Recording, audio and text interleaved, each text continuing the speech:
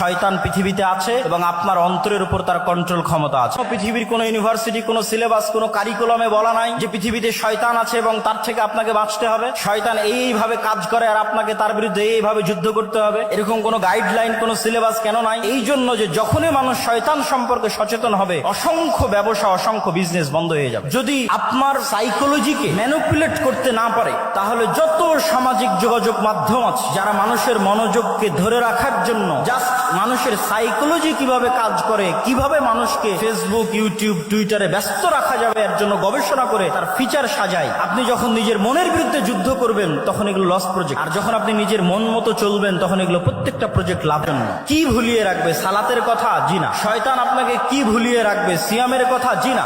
শয়তান আপনাকে ভুলিয়ে রাখবে মৃত্যুর কথা। আলহাকুমুত তাকাসুর হাত্তা যুরতুমুল মাকাবির। কবরে না যাওয়া পর্যন্ত আমার এবং আপনার মনে হওয়ার চান্স নাই যে আমি আপনি মারা যেতে পারি।